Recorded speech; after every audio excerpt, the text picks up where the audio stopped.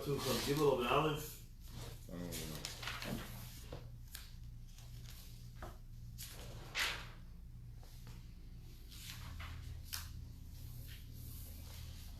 don't know. Hanura Banan, the first white line, right? Mm-hmm. Okay, Hanitzach Nikava Vayitpalel. You Yitpalel Tfilato Toeva. If someone needs to use the bathroom, he may not pray.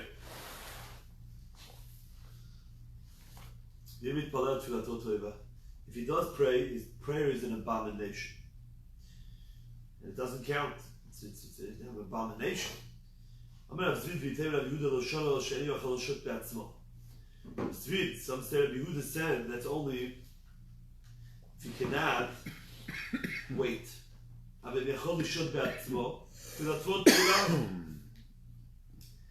if he's able to wait, his tfilato is a tfilah. V'ad kama. How much? Masechet ad parsa. The parsa is 72 minutes. So, some actually said that this whole second half, which Rabbi Zvid or Rabbi Yehuda said, was actually said by the Braita itself. And it went as follows. The Braita continued. However,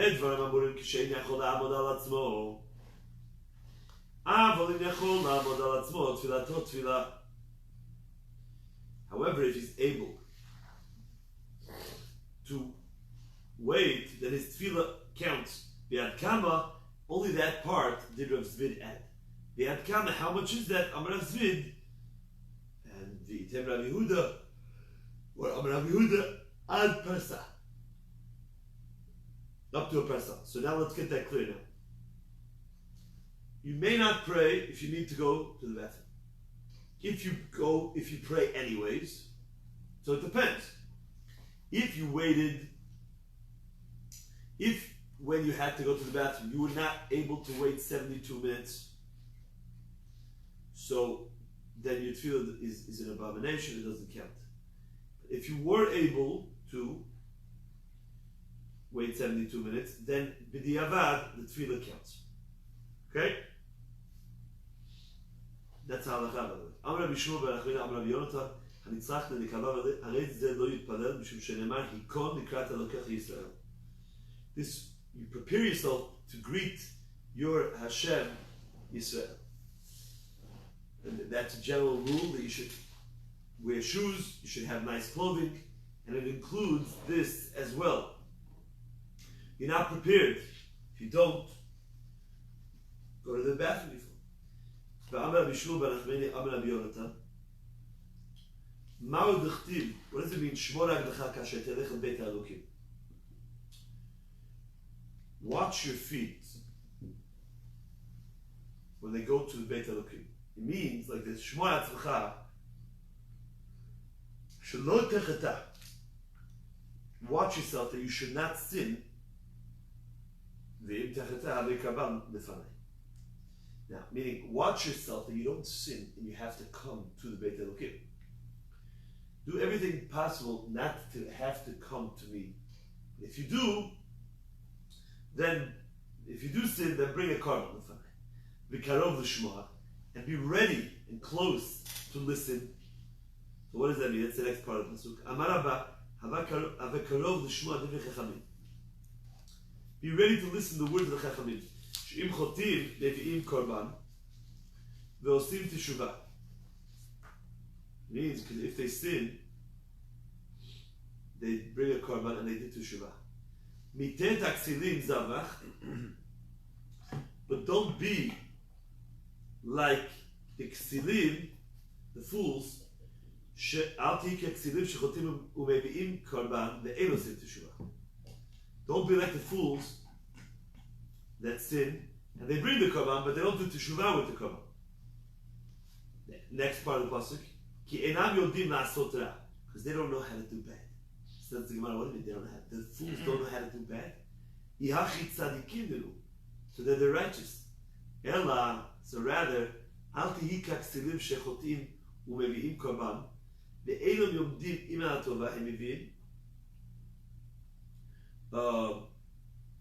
im al ha'ah hem mevi'im. Don't be like the fools who don't even know the nature of sidq. Meaning, because they're such fools, they don't understand that they have sin. And therefore, when they bring korbanot, they bring them as if they're bringing great presents to Hashem. And they don't understand that they need to bring korban chatat, korban hasham, to atone for something that they did wrong. So Amar Kadosh Baruch Hu ben tov lara enam avchinim vehem meviim korban lefanai. They don't know the difference between good and bad, and they bring korbanot before me. What good is that? So what the pasuk is telling you is, don't be like a fool and be unlearned. Be an Amma Aretz. If you're an Amma Aretz and you're unlearned, then you can have all the best intentions and you want to do teshuvah, you want to be close, but you won't even think that you have to do teshuvah because you won't even know that you did anything wrong. So the first step in being a tzaddik and not being a fool is becoming learned and knowing when you're doing something right and when it's wrong. And this is really why the whole pasuk was brought in the first place in this regard. Because shmor raglecha means your legs, means nikavecha. Watch yourself from going b'shashata amod b'tfilah l'fanai. Guard yourself and be careful before you pray to check yourself to see if you have to go to the bathroom. And that's a halakha here. I will tell you. Before every prayer, check to see. And even before you go to learn Torah, same exact thing. Tanu Rabbanan. Okay. Rabbanan taught. This is a new sugya of tefillin. הנכנס לבית הכיסא חולץ תפילה בריחוק ד' אמות. ונכנס. If someone wants to enter the bathroom, in those days the bathroom were out in the field, so he has to take off his tefillin at a distance of 4 amot.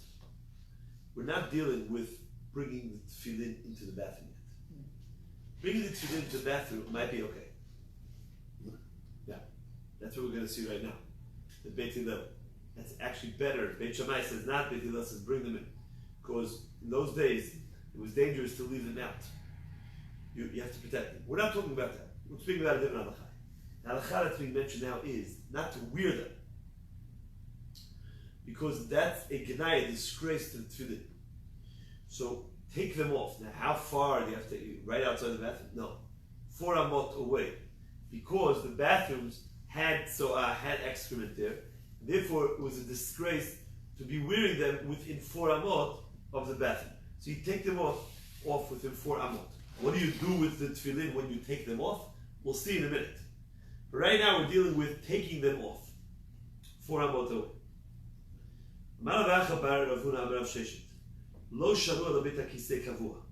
That's only an established bathroom, which means it was used before.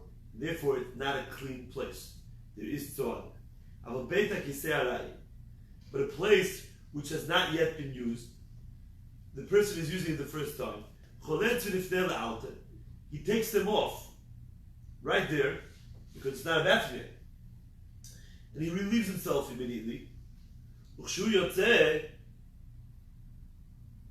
And when he exits, then he distanced himself away. Now he already turned it into a Beit HaKiseh Kavua. Because he just made it into a Beit HaKiseh Kavua. So now you can't put them back on within 4 amot. Rashi says that all the bathrooms that are kavua in those days over there in the field, and we're not speaking about that there was a hole in the ground, because that wouldn't be an issue, because therefore it's a pretty clean place. I mean, it's not the cleanest, but at least the parts that are not clean are not near him. What we're talking about in these sugyot is that they did not dig anything. It was flat ground, and that's why it was an unclean area. Okay. Ibaylu. מהו שייכנס אדם בתפילין לבית הכיסא קבוע להשתין מים? Can a person enter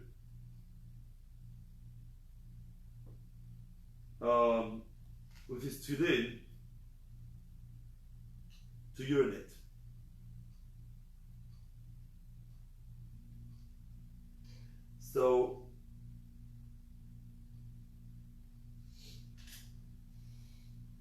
Ravina Shari, Ravada Ramat Nasa. He's going for Ktanim, not for Gdolim. So Ravina says it's okay. You can even wear them. Well, what? I said to wear? You can wear them. 1 second. Atu Shalu L'Rava, Mahu. They asked the Rava, what's the din? Amalahu Asur. Cheshinot Shemi Yipaneh Behem, Ve'amilat Shemi Yafiach Behem.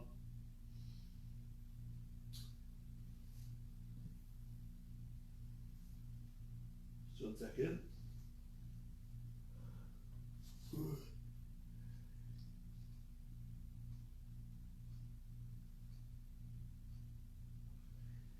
So we're worried that when he urinates, we're not really worried about him urinating with tefillin on, believe it or not, because that's just like blowing your nose. Getting rid of a liquid is not an issue while you're wearing the tefillin. So you can wear that, you can wear them while you're doing it? So that's what it's saying. But saying not to do it. Why? Why shouldn't you do it? According to Rava. Ravina said yeah. Rava said not. Why? Because sometimes when a person urinates, brings on an urge for gdolim, not just for ktanim. So we're worried that once he starts urinating, he's also going to go gdolim. Some say because he might pass here. So then he's going to be mechalel the kedusha of the tefillin. Okay.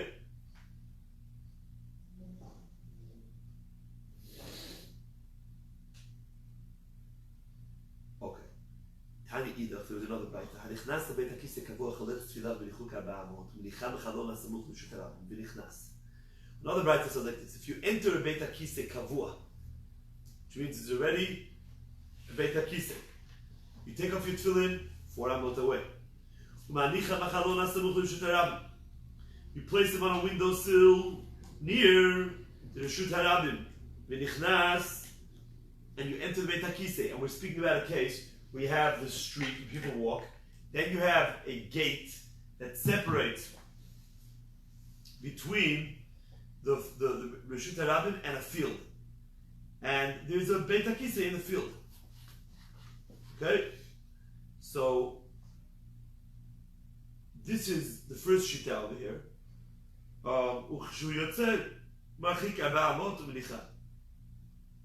And when he leaves, he goes 4 amot away from the bathroom. He puts them back on. Divrei Beit Shammai. So Beit Shammai is saying that you put them into the fence on the part that's near the Reshut HaRabim and on the windowsill near there. Don't bring the tefillin into the bathroom. Beit Hillel Omirim, no. You should have them in your hands. And you should hold them and bring them in. Because you'd rather protect the tefillin than place them in an area where they can be lost or stolen. So bring them in. Don't wear them because that's a disgrace. But hold them. Rabbi Akiva Omer, Ochzam b'migdol v'nichnas. You hold them in your beged and you enter. So the Gemara says, "V'digdol sakat aitach." If you just put them into your cloak or your robe, that doesn't make sense. That's the Gemara. Because sometimes you'll forget that they're there, they're wrapped up, and they'll end up falling. So the Gemara says,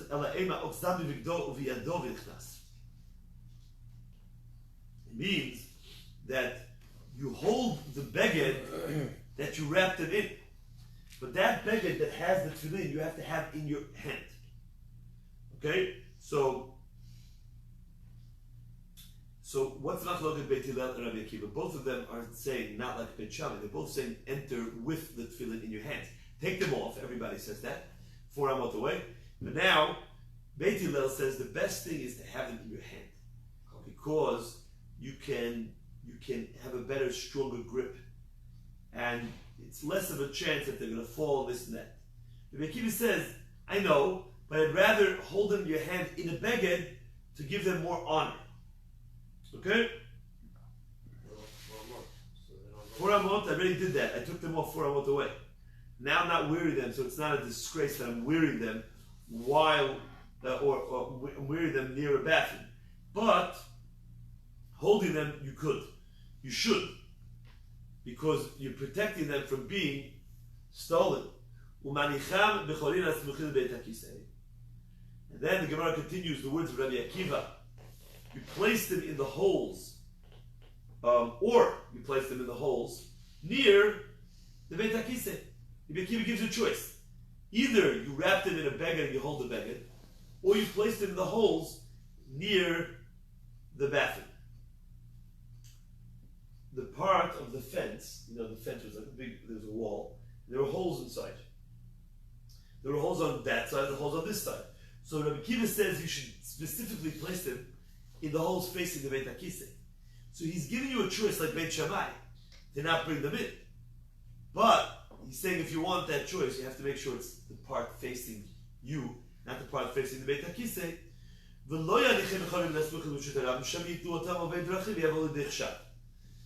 Don't put them on the part where Beit Shammai says to place them, on the other side facing Rosh Hashanah, because perhaps people will take them, and you'll be suspected. What will you be suspected of? Follow the next story. There's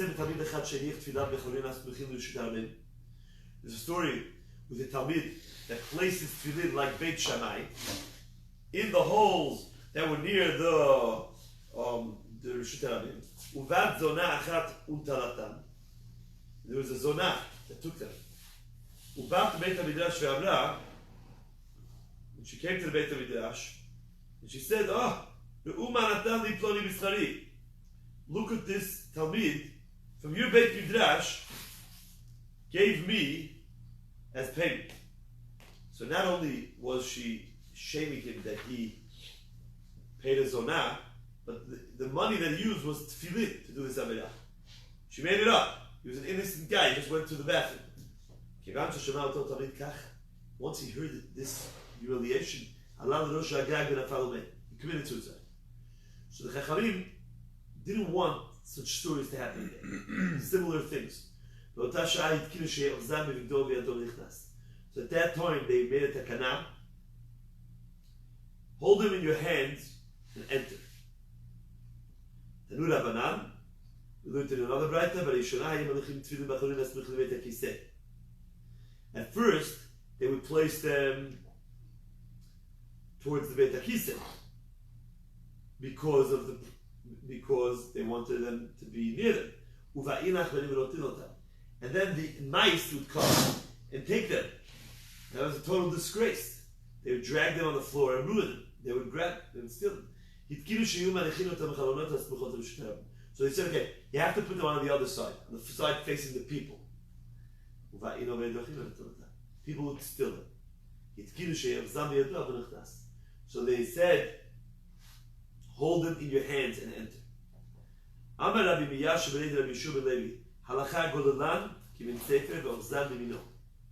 The halakha is, you should wrap them up like a scroll, take the ritzuot and wrap the ritzuot, and hold them in your right hand, keneged libo, opposite your heart. Okay? So Rabbi Yasha is going like Beit Hillel, according to most shitot, or according to Rashi, and that means you should hold them in your hand, not in the cloak. Wrap them up and hold them in your right hand because that's stronger. It won't fall. And next to your heart, so you remember that you have your tefillin with you. You don't forget. Okay. Also, the Rishonim say it's more kavod opposite your heart, and also because you use your left hand to clean yourself. That's the halakha. So hold it in your right hand. Amar Rav Yosef by Yumi Amar Rav Nachman ulevad shelo tehi ritzua yotzet mitachat yado tefach. As long as the ritzua doesn't protrude one tefach out of his hand, and kal v'chomer, the actual tefillin, the bayit, make sure that it doesn't protrude a tefach out of your hand, because it's kedusha. What's the kedusha of the ritzuot? The kedusha of the ritzuot is because you have the dalid and the yud. That's part of the name of Hashem together with the shin on the shorosh. Okay? So now what do we have over here about that? We have the Beit Hillel and Rabbi Akiva say you should bring them in.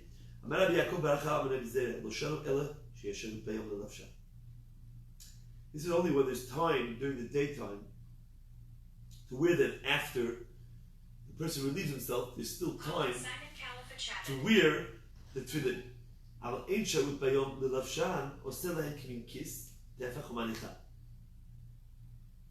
Okay? But if there's no time to put them on after he relieves himself,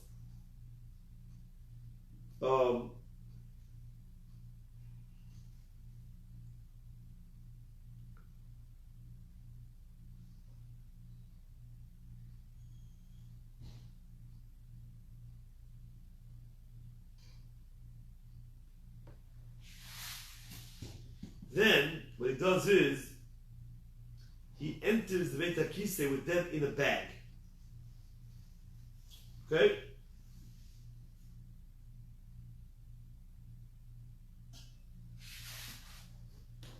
Again, let's get this clear. If he's going to put his tefillin on again, then we're not going to bother you. So take them in your hand. But if you're not going to wear your tefillin anymore because it's going to be nighttime when you come out, so then we're going to bother you a little more. And we're going to tell you have to find yourself a casing that has a tefach in it. What does a tefach mean? It means that the tefillin are in the bag, and from the tefillin to the edge of the bag there will be a tefach of ear space. Okay? So then it's considered like they're really separated. Like we know an ohel tefach needs to be an ohel, needs a tefach. So then they're really separated from the room that the bag is in, which is the bathroom. And that way, it's more kavod. Amar Rabbi Bachana, Amar Rabbi Yochanan beyom, gololan, kimin sefer manicha miyado k'nei libo. In the daytime, you wrap them up like a scroll, and you place them in your hand opposite your heart. Uvalayla, and at night, when you take them off, and you really don't want to wear them anymore, and you want to go to the bathroom, oseh lahen, kimin kis, tefach, umenichan. And then you could put them down on the ground. Because a keli that has an ohel tefach is considered like a real ohel, and it's a barrier between the tefillin and the ground. You can even put them down in your home. It's not even talking about the bathroom. The guy takes them off by nighttime, and in those days they wore tefillin the whole day. So by nighttime you put them in the bag, okay? You can put the bag on the floor. Because it's not on the floor, because since there's a tefach of space in there, so it's like its own little room. That is it. Only a keli that is its keli, kilyan. Okay, then you need a tefach. Because if you don't have a tefach, and it's the casing of the tefillin itself, so then the tefillin are considered, if there's no tefach, like they're really outside, because it's just like a wrapper around the tefillin. But if it's not its keli, afilu pachot mitefach. Even less than a tefach is considered like its own thing, and you're allowed to place it on the ground if the tefillin are inside. Because the keli is the barrier between the tefillin and the ground. So today, our tefillin bags are made for the tefillin. Or let's say well, it's not so simple because it's already a kiss bitoch kiss, because it's in that little casing. But the casing itself, since it has less than a tefach between the box and the bayit, so you wouldn't be able to put it on the ground because it's just like part of the tefillin because it's made for the tefillin.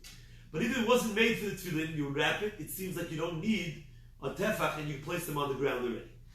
Amar Mazut v'Teimei Rav Ashi Teidei. I'll prove it to you. If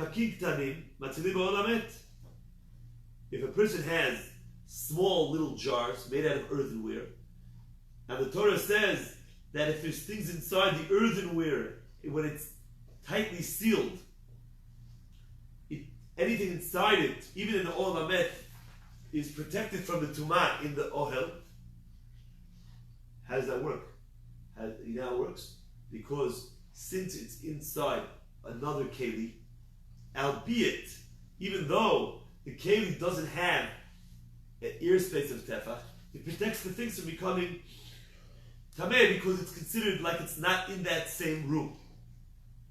And here too, the tefillin will be considered separate. Amar Rabba Bar Machana ki havazin batrid Rabbi Yochanan ki havaboy lemeil beit hakisa ki havanoket sifra de'agadata.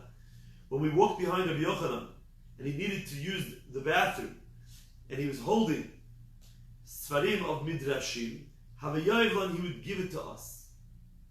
Not kavod to bring it into the bathroom, but ki havanoket tefillin Havayayvlan. But if he was holding on to his tefillin, he wouldn't give it to us. Amar, he said, Hoyil v'sharanu rabbanan ninteran. Since the Chachamim said that you're allowed to bring your tefillin into the bathroom, then not only am I allowed to, but I will specifically bring them in because it will protect me from the mazikim. In those days, since the bathrooms were in the fields, there were many mazikim that would come and harm people. So he said, if I'm allowed to bring it in, I will bring it in, so that the tefillin protect me. The same story happened with Rav Nachman. Amar Rabba ki havazin batrid Rav Nachman ki havanoket sifra de'agadata yayvlan ki havanoket tefillin lo yayvlan. Amar hoyil v'sharun rabbanan nintiran. Exact same story.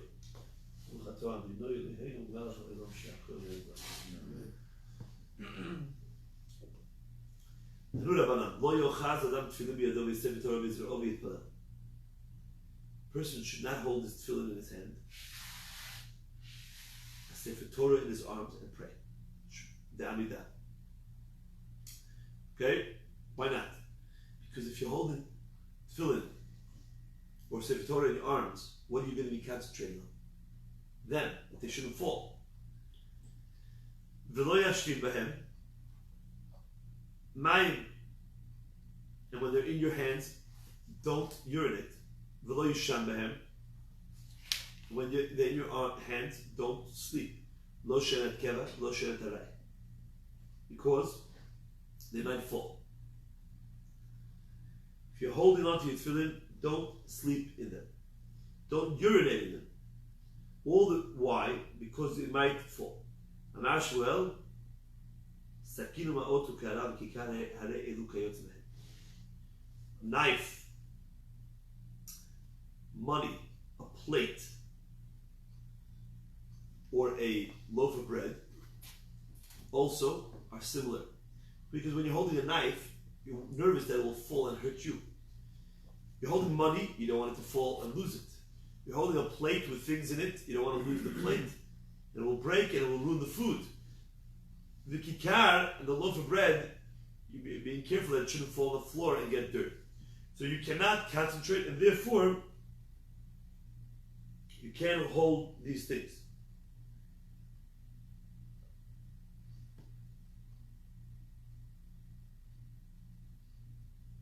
Now, this is even during Psukkah de Zimra and Kriyat Shema, according to many Achronim. Not only during the Amidah. Amar Rava Amar Rav Sheshet, let Hilchat HaKiha Maknita, the Beit Shammai.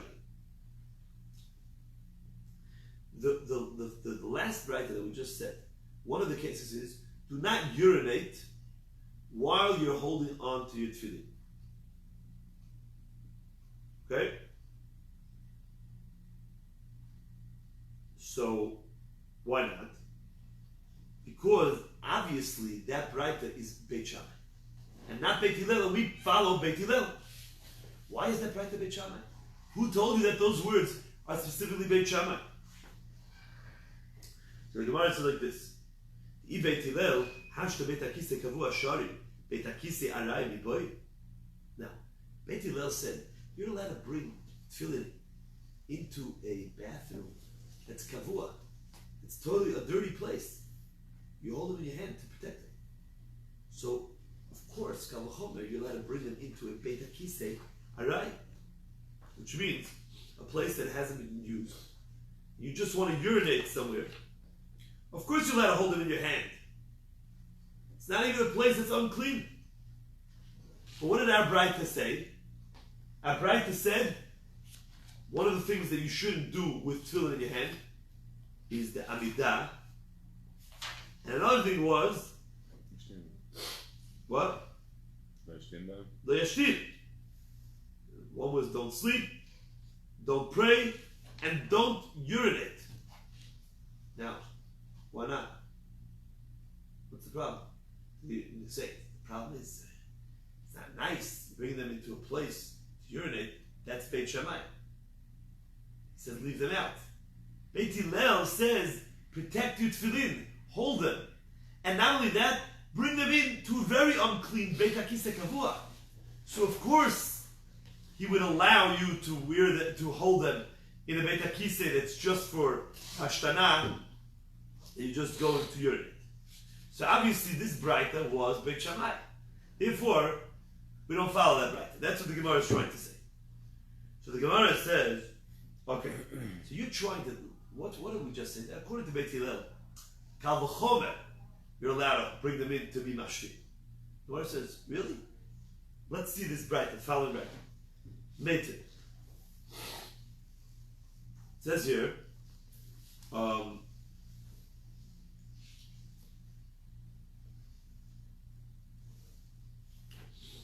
דברים שהתרתי לך כאן, עשיתי לך כאן. There's a Braita that says, these are words, you ready? Things that I allowed you to do here, meaning, simply put, in a Beit HaKisei Kavua, in a real bathroom that's already an unclean place, I prohibited you to do in a Beit HaKisei Aray. A surprise. There's a surprise in the Braita. The Braita says, things that I allowed you to do in a Beit HaKisei Kavua, I still prohibited in a Beit HaKisei Aray. So the Gemara says, what is it referring to? My love, isn't it referring to tefillin? The tefillin. Now, meaning that there is some sort of stringency in a Beit HaKisei Aray that is prohibited, which we do not find, which is actually permitted in a Beit HaKisei Kavua. And the question is, what is that? What's that case? So the Gemara says, follow this. Beit Hillel. If you say it's Beit Hillel speaking in that Braita, so it makes sense. What are they saying? They're saying like this. Kavua. I allowed you to hold tefillin in a Kavua. But that I allowed you in a Kavua, started the Chakan Beit HaKisei Aray. I did not allow you to do that in the Beit HaKisei Aray. Now, if that's what Beit Hillel was saying, now, even though it's not really being explained, why? Why would you be able to do that? Why wouldn't you be able to do that? Why would he prohibit it? Fine, but besides the fact that it's not explained in the reason, at least we now have, says the Gemara, a Braita that clearly says that even Beit Hillel does not allow one to hold tefillin in a Beit HaKisei Aray. So why were you so sure before that the Braita was going specifically like Beit Shammai? This is actually Beit Hillel speaking. Now, why can't it be going like Beit Shammai? Ela'i Amid Beit Shammai, but if you say it's Beit Shammai, Halo Shari V'lo Midi. What would it make sense? Beit Shammai is saying, whatever I prohibited in the Beit HaKisei Kavua, whatever I permitted in the Beit HaKisei Kavua to hold them, I'm prohibiting it. No, you didn't. You never said it's permitted in the Beit HaKisei Kavua. So it doesn't make sense. So obviously it's Beit Hillel. And Beit Hillel, for whatever reason, the Gemara is not explaining, but the Gemara is showing that Beit Hillel is actually not allowing one to hold them in the Beit HaKisei Aray. So you don't be so sure that last Braita was Beit Shammai. So the Gemara says, no. This Braita that says whatever I allowed in the Beit HaKisei Kavua, I didn't allow I did not allow in the Beit HaKisei Aray.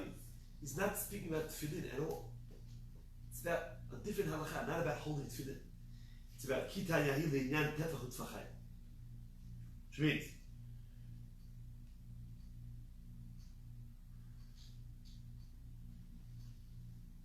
what did I allow?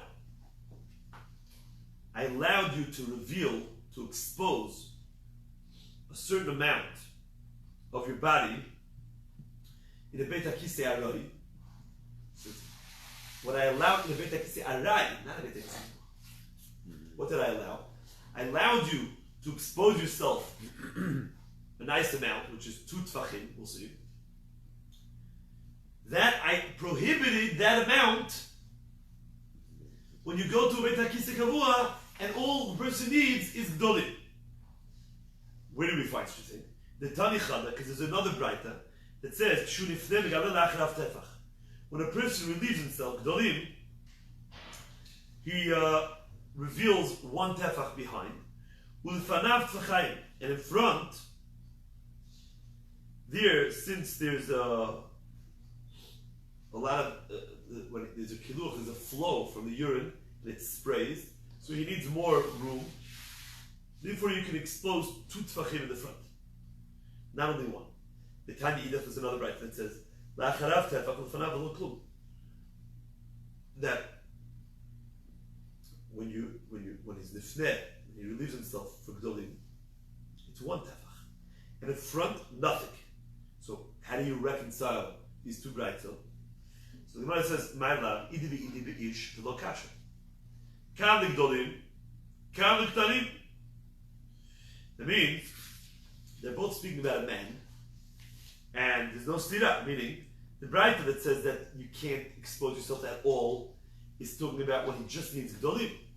So therefore you can't expose yourself in the front. And the one that says that you could expose yourself in front 2 tfachim is when he's going for just v'ktanim. And therefore, if that's the reasoning of these 2 Braitot, we can very well say that that's what the Braita means. Dvarim sheitarti lach kan, things that I allowed in the Beit HaKisei Arai, which is what? Since in the Beit HaKisei Arai, it's a place where they just urinate, I allowed you to expose 2 tfachim in the front. I do not allow that in the Beit HaKisei Kavua, when all you're doing is relieving yourself of Gdolim. There, you can only do 1 tefach behind, but in the front, you can't do anything. Alright, quick question. So why did Rashi give us over there that it's, he explained that it's מה שהסתרתי כאן זה בדק הזה קבוע, מה שהתרתי זה קבוע, מה שהסתרתי זה הרי. But now we're learning it different, so why he didn't see that later on and couldn't tell us that before? No, because what's going on is that Rashi was going on what the Gemara thought at that point. בתחילה זה בדיוק, רש"י בדיוק. הוא אומר, at this point the Gemara thought it meant that what I allowed in a Beit HaKisei Kavua, surprise, even though you don't understand it, I'm making it asur without any explanation. So the Gemara then thought it must be Beit Hillel that's not allowing you to hold them. Tefillin, like a halacha of holding tefillin. And therefore we see that for whatever reason, we still didn't understand it, but at least we see that the Braita before that didn't allow you to hold them was Beit Hillel. Because according to Beit Shammai, I never allowed you. The Gemara is changing it now. This is exactly what the Gemara's rebuttal is. Not true. Who told you? Maybe it means what I allowed you in the Beit HaKisei Arai, which is to expose yourself, different halacha, not holding tefillin.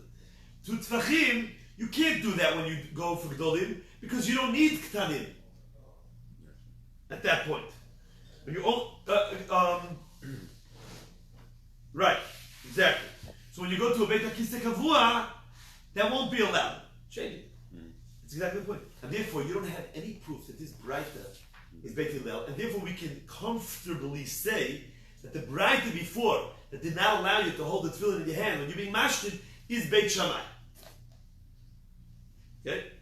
So the Gemara says, one second. The Tizbra, does this make sense? If it's ktanim, so why would I need? What does the Braita say? Oh, if you go into a Beit HaKisei Arai, you have 2 tfachim to expose yourself. Because Meraglayim needs 2 tfachim. Yeah? But what does it say in that Braita? It says, and 1 tefach in the back. But if he's only going to be mashtin, what does he have to expose himself in the back before? At all. Right? He's not going for gdolim. So the Gemara says, Ella, so it's not a good explanation.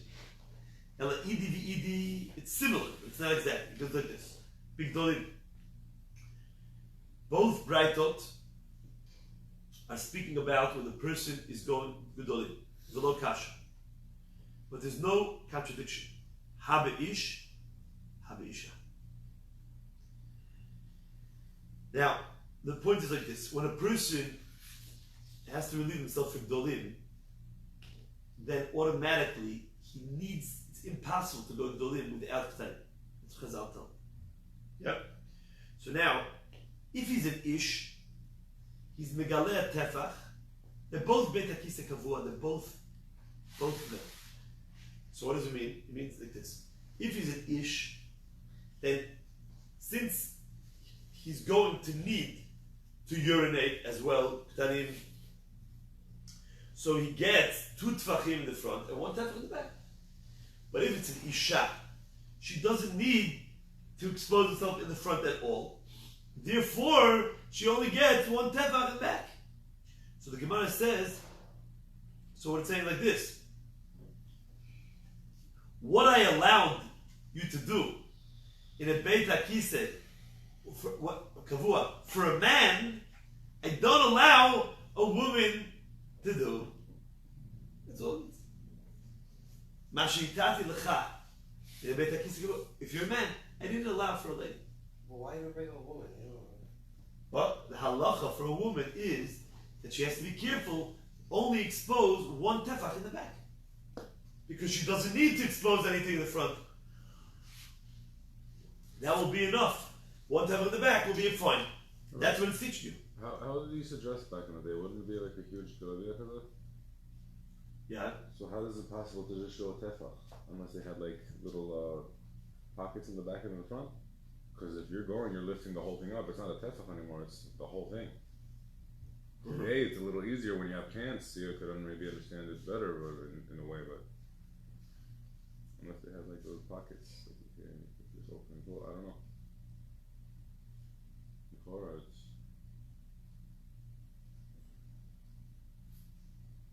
I don't know the answer. I hear it. A second.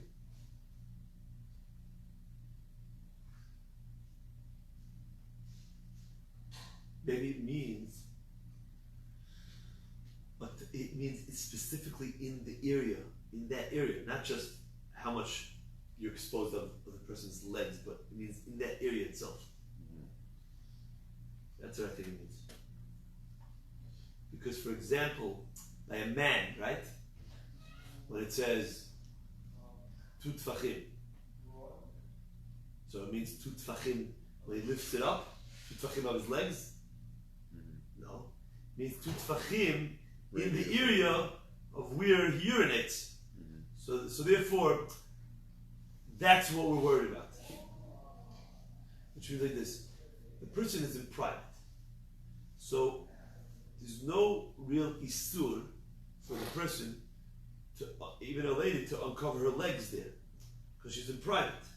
But there's still an isur of tzniut in the more private areas not to be megale. And therefore, by a man, since he needs it, 2 tfachim in that area, and a lady, nothing. I think that's the answer. Okay, so now Rabotai. So now we're very safe. We're on safe ground. Because it has nothing to do with holding tefillin. Mashitat imcha. So therefore we can, again, comfortably say that the braita before that didn't allow you to hold tefillin when you're being mashed is beit shammai. Okay, fine. So the Gemara says, "Ihachi hadviktani alazeu kavachom shein alav teshuvah, mai ein alav teshuvah." Darka demilta hachi ita. There's a part of the braita that the Gemara just introduced. What happened was that in that braita it says as follows. It says there as follows. It says that I have a kalachomer that breaks this halacha. You said Mashi dati l'cha kan asati l'cha. Over there, you should know I have a kalachomer that breaks that logic. She'ein alav teshuvah. and you'll never be able to answer my question, my Kal V'chomer. That's what the Braita said. So the Gemara says, what type of Kal V'chomer are you going to like break this? This is a fact. This is a fact of life. The man needs 2 tvachim. The lady doesn't. But no, I'm going to break that logic with a Kal V'chomer. Doesn't make sense, says the Gemara. So how could the Braita say that? Meaning, if you say, again, that the Braita was actually speaking about Elalav Tfilin, it must be that the Braita was taking what we thought originally. It's saying that, surprise, even though I allowed you to take the Tfilin into the Beit HaKisei Kavua, but for whatever reason, you can't take them in to the Beit HaKisei Arai, even though there's no understanding it. And therefore, that makes sense that the Braita says, I could break that with a Kal V'chomer. You'll never be able to ruin my Kal V'chomer. What's the Kal V'chomer? Simple. If you can take them into a Beit HaKisei Kavua, Kal V'chomer you can take them against Israel. Now it makes sense, and then it means that it was Beit Hillel trying to say that you could, that you can't, you can't, even, he was saying, what I allow in the Beit HaKisei Kavua, you can't. And the Braita answered, what are you talking about? Kal V'chomer, you could. So it comes out that actually Beit Hillel, and the Gemara's point before was a good point, that the Braita before was actually Beit Hillel, not Beit Shammai, and the halacha will follow them. So the Gemara says, Utiyufta de Rava, and that's a kasha on Rava, that Rava kept saying that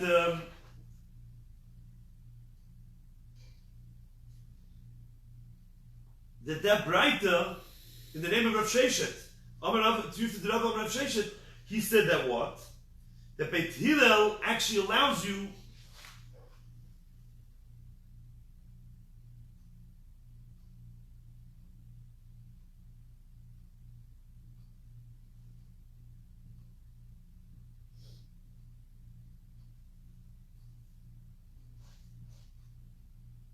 he said Beit Hillel allows you to what? To hold them when you're being mashtin. He said Beit Hillel for sure allows you, but we're showing now that this Braita is actually Beit Hillel, which doesn't allow you, because the Gemara, the Braita's question on it, it only makes sense if it's Beit Hillel saying it. So the Gemara says to Yufti, it's a very good question. So the Gemara says, okay, fine, you showed that actually Beit Hillel prohibits you from holding them when you're being mashkin. Okay, so the Gemara says, fine, we're not going with Rabban in the name of Rav Sheshet, and that Braita was actually Beit Hillel. Just say that. For what's Pshat? Could you explain me what Beit Hillel was thinking? The Kal V'chomer is very strong. If you're allowing it to bring it to a Beit HaKisei Kavua, what did he mean? Why would he say Dvarim Sheitah to the Chakam Asati? So the Gemara says, we're calling him Kasha. So the Gemara says, no. Hash Beit HaKisei Kavua, Shoni Beit HaKisei Aroi L'Koshkin. So the Gemara says, Hachikama, this is what it means. Beit HaKisei Kavua Doleka Nitzotzot Shari.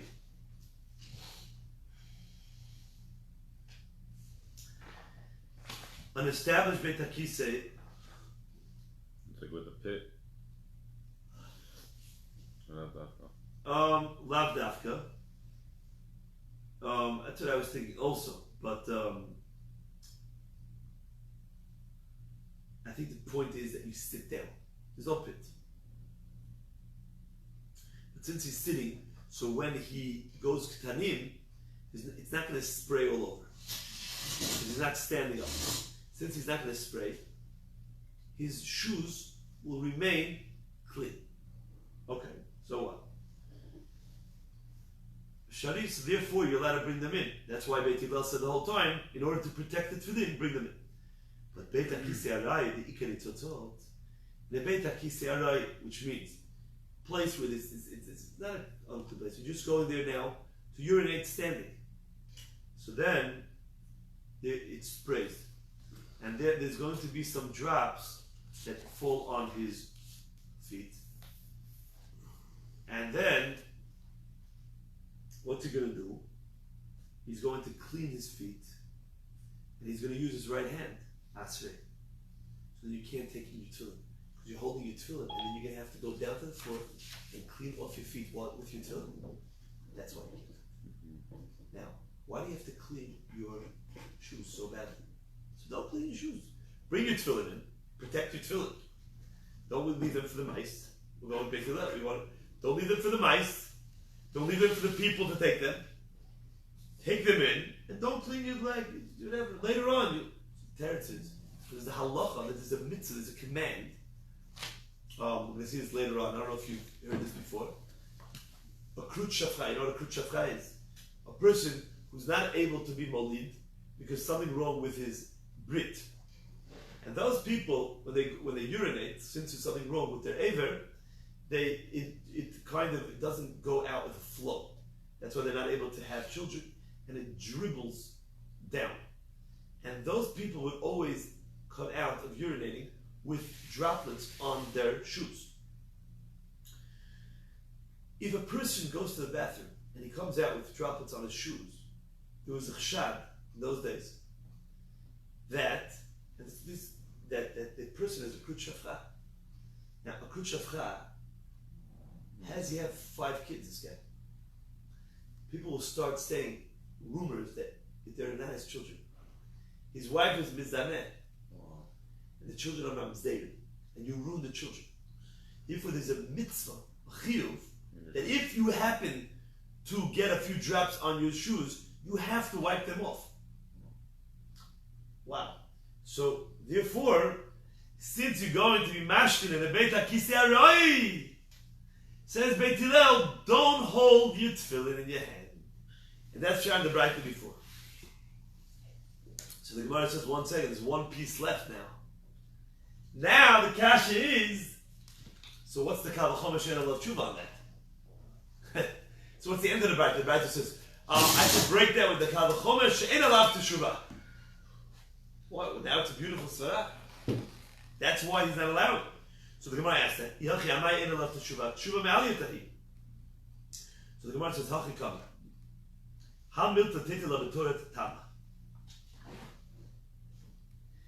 Meaning, what the Braita was saying like this. You better have a nice reason to explain why you can't bring tefillin into a Beit HaKisei Aroi if you're allowed to bring them in a Beit HaKisei Kavua. Which actually, we just explained, it's a very nice reason.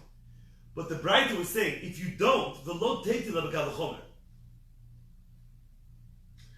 Don't try to establish this halacha through the logic of a kal v'chomer.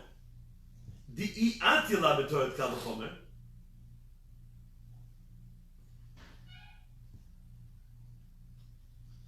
Because if you try to use torat kal v'chomer, zeu kal v'chomer she'en alav teshuvah. Then you'll have an amazing kal v'chomer that you can never argue with. Okay? Because the simple logic would be, if you're allowed to bring them into a Beit HaKisei Kavua, then for sure you'd be allowed to bring them into a Beit HaKisei Aroi. So you better have a good reason. And the Gemara did provide that good reason. What was the name of the guy that you said again? What? The name of the guy that doesn't have the zevim? Krut shafra. It's a pasuk in the Torah, and it says, "A krut shafra lo yavo b'kasha." He's actually not allowed to get married. You're not allowed to. He's issued to get married, and people will be suspected that he's a krut shafra. Okay.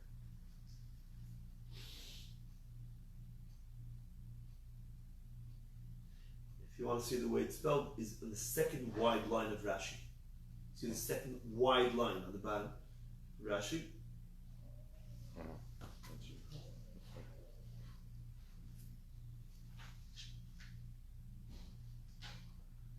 Okay, so the Gemara says, Tanu Rabbanan, Rotzeh likanet b'sudat keva. If someone wants to have a real meal, wants to, right? And it's an embarrassment to exit the meal in the middle to go to the bathroom. It's embarrassing. It's a gnai, it's a disgrace. So what he does is me'alech 10 pamim, 4 amot, or 4 pamim, 10 amot, v'yipaneh ve'achach nichnas. Before he enters the Sudan, he should walk 10 times 4 amot. Okay, that's 40 amot. or arba pamim es amot, or 4 times es amot. And each time he should check to see if maybe now he's able to go to the bathroom, and then he should go relieve himself and then go in. Because doing exercise and walking, says the Gemara, helps the person relieve himself. Amar Yitzchak, these are hilchot derech, because it's a disgrace to walk out in the middle to go to the bathroom. So therefore, this is the proper way to do it. Now, does this mean that the person feels that he has to maybe go, or it's just like a halacha? Every time before every sudah, you should do this. I don't know. Amar Rabbi Yitzchak, hanichnas lesudat keva choletz tefillah, ve'achar kach nichnas. If someone enters the sudat keva, he takes off his tefillin because we're worried that he might become a shikur because they drank wine, and that will be a disgrace. And then he goes into the sudah. Upliga, Rabbi Chia. Rabbi Chia went umanich al shulchanoi v'chein hadulo. The Rabbi Chia says you take off your tefillin and you bring them to the table, and that's the better way. Why? Because that way you'll be able to place them back on your head right after. Now, what does it mean?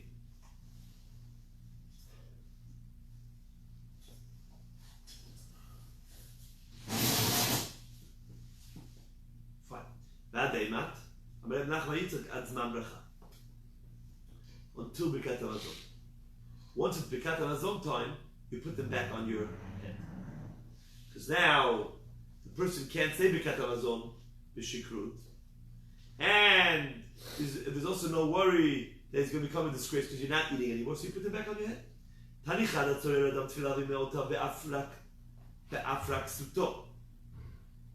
A person is allowed to wrap up his tefillin with his money in a handkerchief that he uses around his head, like a turban. Okay? So the tefillin he wraps in one part, and the money in another part. V'tanya idach, and another bride says, lo yatzor. You should not wrap the tefillin and the money in the same turban, the same large, bandana, whatever it is, around his head. So the Gemara asks this stira. So the Gemara says, lo kasha. Had the azmene, had the lo azmene. The Omer of Chizda, which means, if you were mazli the sudar to be for his tefillin, then it's asur to put money inside. Because he designated this sudar for tefillin. But if you didn't, so then you can put the money in as well. This cloth of tefillin that you designated to wrap your tefillin inside, sarbe tefillin, and if you already wrap your tefillin inside, asur l'meitzavei pshite. You're not allowed to wrap money inside. But if you only designated it and you haven't used it yet, you haven't actually put your tefillin, or sarbe v'lo azmene shar l'meitzavei zuzi. Or you used it but you never designated it. In any of those two cases, shar l'meitzavei zuzi, you're allowed to put money inside, which means that once a person designates something for kedusha and he uses it for kedusha, you can't use it for anything else. Then he can't use it for anything else because he holds hazmana lav miltahi. This is a very famous machloket throughout Shas. Just designating is nothing. This is going to be the cup that's going to hold my tefillin. Very nice. You did a great declaration. That's not enough. What about designating money? This is going to be a kapara, this is going to be my... It's a different thing. That's because you made a neder. So if you can neder to give, so then you have to keep your word. You're promising something. But here, you're trying to create kedusha in a handkerchief. It only becomes kadosh if you actually place it inside. And by the way, placing it inside alone is also not enough. Because, okay, one time it served, but I never made it for that, so I have to do both. Well, Abaye Damar Hazmana Milti, but according to Abaye, that Hazmana, just designated, is a real halacha. Azmane Afagav the Lot Sarbe, then if you're mazmin, even if you didn't use it, it's already a problem to put money in. Sarbe, if you put your tefillin, then it's not enough, it doesn't suffice. You have to actually be mazmin it. Okay? Now, what happens when everybody's happy and everybody says that you did enough?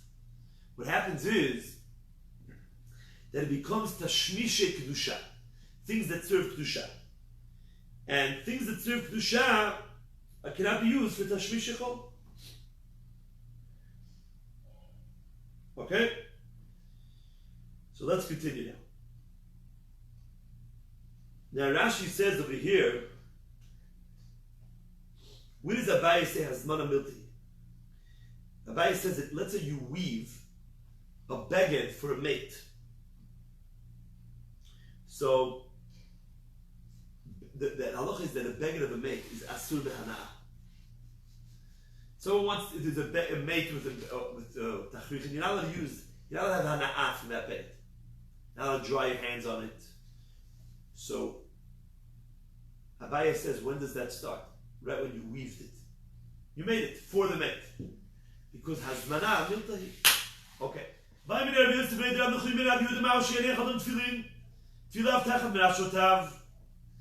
allowed to put tefillin under your head when you sleep at night? So tachat magotam lo kami bayil. That's for sure. Has to do it under your feet. Shenoheg behem minahag bizayon.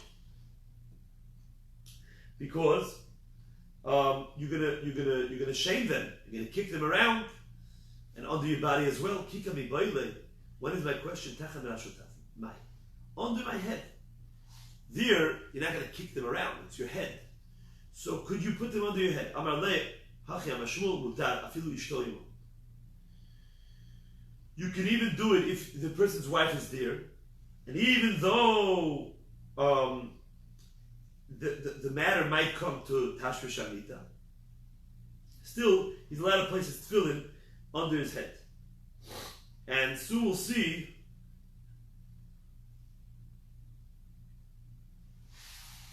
that this is specifically when they're actually in two casings.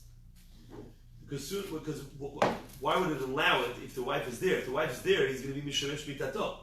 And the Gemara is going to say that you're not going to be mishamesh mitato in front of the dvarim shel kedusha. So this is talking about when it's in two casings. So that will be allowed. So it's situated like this. Under your head is fine, if it's in two casings. Under your feet, even if it's two casings, you're going to kick them around, it's going to be a shame. Okay, if to drop further.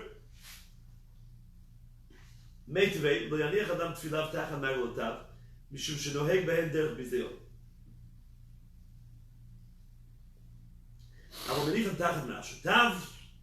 So far, so good, right? The brighter. So why is this a meitvei? Follow along. The imay ta ishto imo astur. Because it says if his wife is there, it's asur. So Rav Yosef, Reder and Nechumya, said in the name of Shmuel something that contradicts the Braita. Hayam Makom, let's continue the Braita. Hayam Makom shegavoa shlosha tfachim, o namuch shlosha tfachim, mutar. But if you find like a little something protruding, a sill that's 3 tfachim higher than his head or lower than his head, then it's not part of the mitah. It's considered like a different plateau, a different area. Then even if his wife is there, that's okay.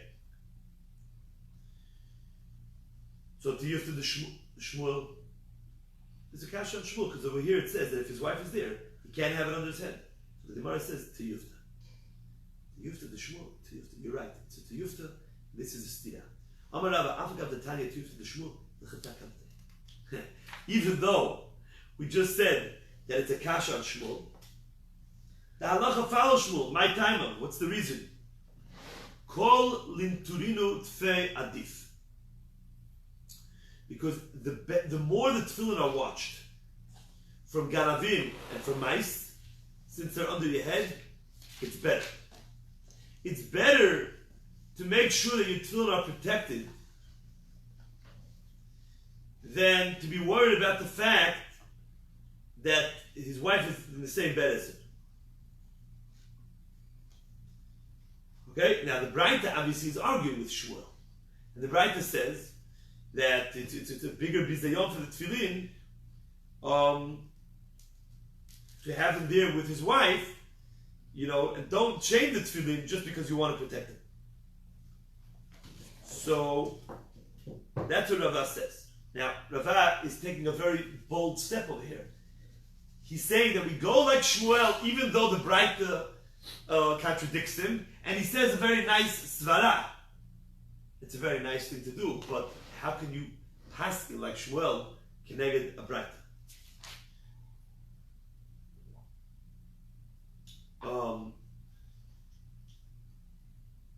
So many answer that Rava got his halacha that Shmuel was right from another Braita. Shmuel is right. Shmuel could argue with the Braita because he had another Braita. You know which Braita? We said bring your tefillin into the Beit HaKnesset according to Beit Hillel, not like Beit Shammai. Why? Because it's more important to protect your tefillin from mice and from people than to worry about their kavod. It's the same thing here with your wife. That's where Rava knew that the halacha follows Shmuel. Okay? Because what's worse, a bathroom that's unclean or his wife? A bathroom that's unclean. So Kal V'chomer, Rava knew that Shmuel was right. So where does he put his tefillin? Amar Rabbi ben Kar lekeset. He puts it between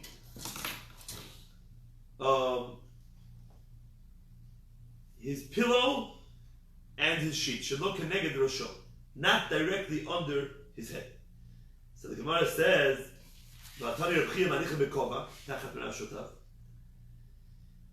didn't the Brisa say that you place them in a hat, which means in a little bag under his head, which sounds like you place them directly under your head. So the Gemara answers, the mapikle the marsha the cover the bar, which means that the bag could be under your head, but the actual tefillin should be to the side. Okay, so we'll stop over here. To figure out how I'm going to catch up over here. Figure this out. בכלל, פה פורסט של